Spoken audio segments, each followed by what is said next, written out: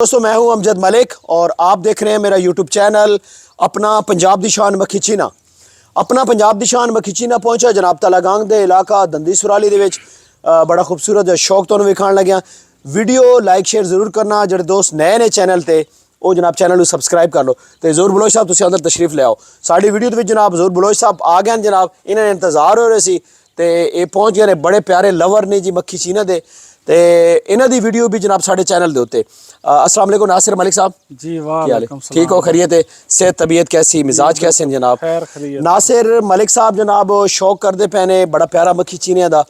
कुर्बानी वाले बकरे में तुसो को जी कुर्बानी वाले इन भी जनाब फार सेल ने जनाब। फार्म दे विच कोई 4 तो 5 बकरियां भी फार सेल ने ते तुसीं इन्हां नाल राबता करो। बड़े मुनासिब रीजनेबल प्राइस दे विच सेल करनगे जनाब। इन्हां को राबता नंबर लवांगे वीडियो दे विच। नासिर मलिक साहब ये जेडे बकरे ने ये दंदो कितने ने जेडे कुर्बानी वाले? ये जी ये दोंदा हो गया जेड़ा लाल बकरा जी। अच्छा कैमरे ते दिखाओ जी उधर। अच्छा ये दोंदा हो गया ठीक है। बाकी दो बकरे नो जे खीरे ओ इंशाल्लाह हो वैसा ईद ते ये ते दोंदे हो वैसा ते रेट शेट वीडियो ते विच दस्से सो इसना कितना रेट मंगने पियो जी? रेट मुनासिब ही करगे सा जी। राबता जेड़ा बंदा करे सी। राबता नंबर जनाब तुसी दियो ना सा की राबता नंबर तोड़ा? 0300 पूरा 0300 पूरा 5671 5671 783। भाई जायद उस बकरे उठाओ ना जेड़ा बैगा उसा बल्कि नाप के नहीं थोड़ा जा दिखाओ। ही बकरा भी दूसरा ही होगा। और केड़ा बकरा है? ए बकरा भी है ना इसा में नपो। इन 3 बकरे जनाब इस वीडियो ने विच तुसा वेखने ए इधर इधर लाओ जी कैमरा। ए जनाब एक बकरा ए ठीक है। एक बकरा ए वे 3 बकरे जनाब कुर्बानी वास्ते।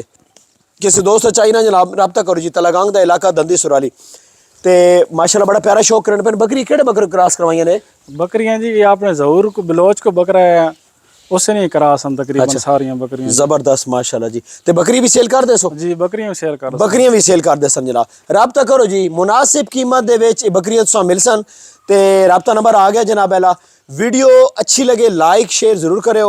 कमेंट करके दस्सियो जी अज दी वीडियो क्यों जी लगी। जानवर सारे विखाओ दो जी। बकरी विखाइए ने सारे जानवर विखाओ। पर बकरी खड़ियां ए बकरी विखाओ ठीक है। वीडियो शेयर जरूर करो जनाब। स्पैशली तलागांग दे जेडे दोस्त मेरी वीडियो नूं वेखदे ने इलाकाई मक्खी चीनी बकरियां असीं जनाब प्रमोट करते पे हाँ ठीक है।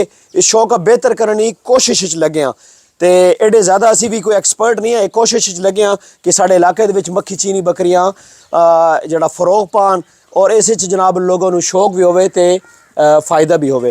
अपना साढ़े नाल नहीं जनाब चो शेरखान साहब शौक के लगे ने भाईजान? इस वीडियो में शुरू करो जी। इस वीडियो भाईजान वीडियो कंटिन्यू हो जी भाईजान। चराई विच दे रहे हैं जी ये जौदर दे रहे हैं ते एक टाइम ते खाल चौकर ते बुतावा दे रहे हैं। हाँ जी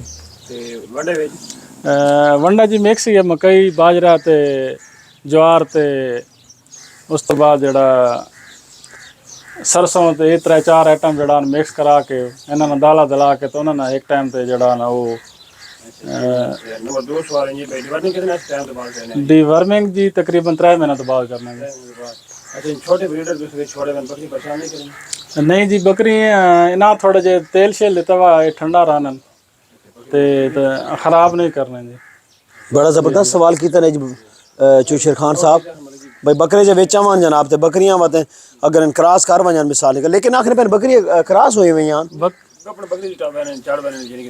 हाँ जी नहीं मस्ती करे ना जी ना वत थोड़े जे तेल ते धनिया शनिया मिक्स करके रगड़ के तो दे दी ना वह थोड़ा ठंडे हुआ ना। खसी कौन ने करावे? नहीं खसी को नहीं कराया। अच्छा सारे अच्छा अच्छा अच्छा खसी करवा सटवा तो चंगी गल इन तैयार अच्छे हो वजन। अच्छा अच्छा हाँ मौसम शौसम तो वैसे ठीक है बलोच साहब। हाँ मौसम ठीक है।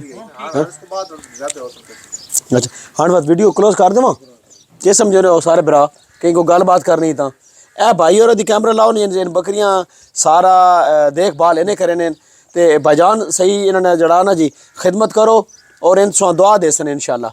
रब सोने ने हवाले जी। कैमरा मैन तौकीर साहब ना इजाजत गिने जी थोड़े को चलो जी।